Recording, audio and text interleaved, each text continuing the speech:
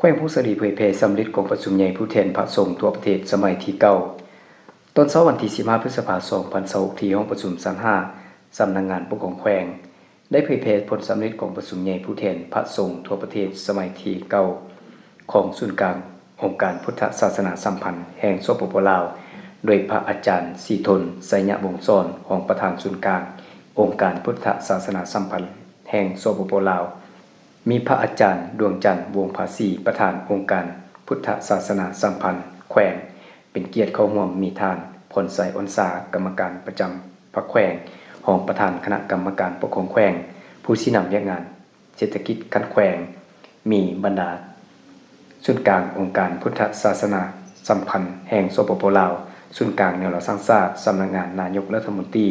คณะองค์การพุทธศาสนาสัมพันธ์แห่งสปป.ลาวพระสงฆ์สามเณรองค์ค้างเทศบาลหัวหน้าของหัวหน้าแผนกการภาคส่วนที่เกี่ยวข้องแนวลาวสร้างชาติเมือง7เมืองเลขาในบ้านแนวโฮมศิลวัฒน์13หมู่บ้านเทศบาลแขวงเขาร่วมพระอาจารย์คำดีคำพิลาปัญโยรองประธานองค์การพุทธศาสนาสัมพันธ์ลาวแขวงพงศลีได้รายงานผลสำเร็จในการจัดตั้งปฏิบัติเวียกงานประจำปี2025และทิศทางแผนการประจำปี2026แขวงพงศลีประกอบมี7เมืองมี15ชนเผ่ามีผู้เชื่อถือศาสนาพุทธกว่า 60.6 ส่วนน้อยของพลเมืองทั่วแขวงองค์การพุทธศาสนาสัมพันธ์แห่งสปป.ลาวแขวงเป็นองค์การบริหารพระสงฆ์สูงสุดในระดับท้องถิ่นที่ขึ้นกับศูนย์กลางองค์การพุทธศาสนาสัมพันธ์แห่งสปป.ลาวและติดพันอย่างใกล้ชิดกับองค์การปกครองแขวงการนับถือมีความหลากหลายตามฮิตของเผ่ามีลักษณะเด่นแบบเผ่าลือเมืองบุญไตยอดอูแบบเหล่าลือผสมประสานแม่นเมืองบุญเหนือเมืองพงศลีแบบเหล่าดังเดิมบูฮานที่ได้รับอิทธิพลจากหลวงพระบางเมืองสัมพันธ์เมืองขวางใหม่คณะบริหารงานองค์การพุทธศาสนาสัมพันธ์แห่งสปป.ลาวแขวงพงศลีสุทธิ3ประกอบมีคณะที่ปรึกษา3องค์ประธาน1องค์รองประธาน2องค์และคณะบริหารงานทั้งหมด25องค์ปัจจุบันมี23องค์โดยแบ่งความรับผิดชอบออกเป็น1ของการบริหารงานและ5กรรมาธิการและพระสงฆ์ทั่วแขวงมีวัดทั้งหมด140วัดวัดที่มีพระสงฆ์อยู่49วัดวัดที่บ่มีพระสงฆ์อยู่91วัดมีพระสงฆ์สามเณรทั้งหมด263องค์พระภิกขุ55องค์และสามเณร208ตนและได้สร้างตั้งโรงเรียนมัธยมสมบูรณ์ทรงแขวงพงศลีได้1หลังสร้างขึ้นเป็นครั้งทำอิฐที่วัดพลทอง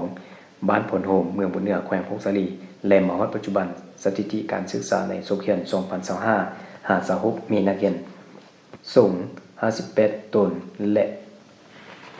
คฤหัสถ์12น้องเข้าเรียนนอกนี้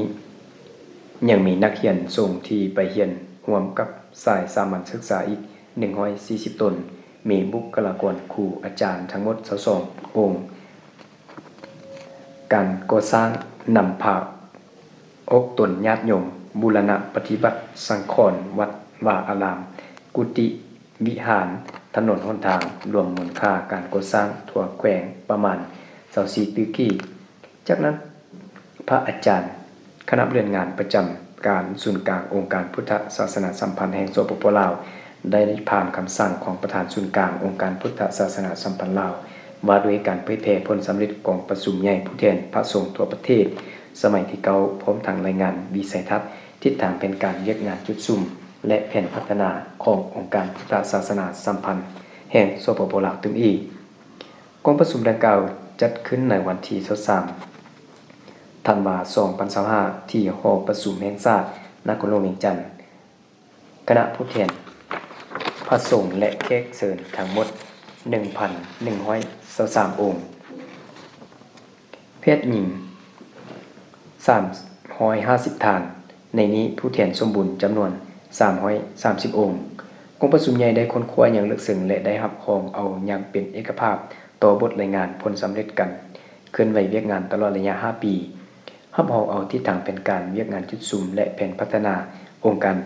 พุทธศาสนา5ปีต่อหน้าซึ่งจะประกอบมี11เวียกจุดสุ่ม7แผนงาน24โครงการ58กิจกรรม